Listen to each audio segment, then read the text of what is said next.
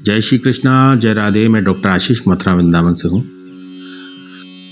कर्म योग पर चल रही सीरीज में के तीसरे वीडियो में मैं कर्म योग पर आगे बताने का पूरा प्रयास करता हूँ।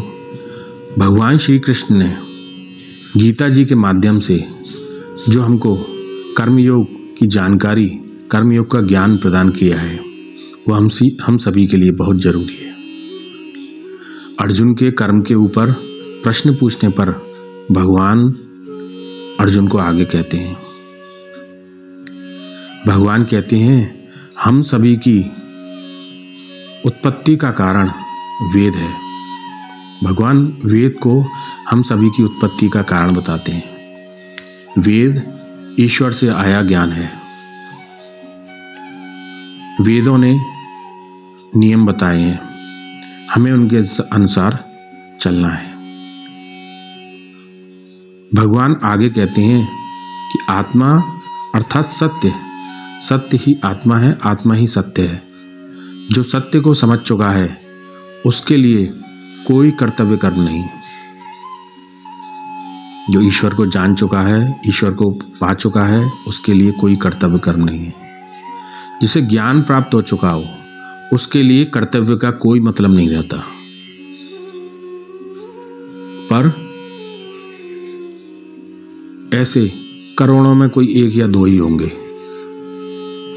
जिनको सच्चा ज्ञान मिल चुका है, ईश्वर की प्राप्ति हो चुकी है। लेकिन आपके और हमारे लिए कर्तव्य कर्म करना बहुत जरूरी है और वो उपयुक्त भी होगा आज की वस्तु स्थिति में, देश काल परिस्थिति के अनुसार। भगवान श्री कृष्ण कहते हैं मनुष्य को यदि यह पता लगाना है कि वो धरती पर क्यों आया है तो उसके मोह और आसक्ति से बचते हुए कर्म का सहारा लेना होगा।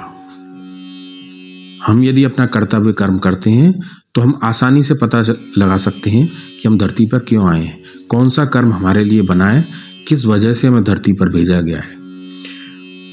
करना क्या है इसमें? मोह और आसक्ति से बचना है।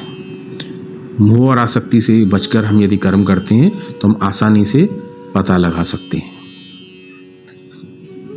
भगवान स्वयं कहते हैं कि वो भी कर्तव्य कर्म करते हैं। युद्ध में हिस्सा लेना, अर्जुन का सारथी बनना, इस दुनिया को चलाना, ये कर्तव्य कर्म ही है। भगवान यदि स्वयं कर्म नहीं करते और दूसरों को कर्म का ज्ञान कैसे दे पाते? हम सदा वही सही से कह सकते हैं जो हम स्वयं करते हैं। श्री कृष्ण स्वयं यदि कर्म नहीं करते तो दुनिया नष्ट हो जाएगी। यदि स्वयं कर्म करेंगे तभी दुनिया चलती है। ये दुनिया श्री कृष्ण की है और श्री कृष्ण ने इसको, श्री कृष्ण की लीला से ही ये दुनिया चल रही है। जब भगवान कर्म कर सकते हैं तो हम सभी को भी कर्म करना होगा। जय श्री कृष्ण। शेष आगे। जय श्री कृष्ण।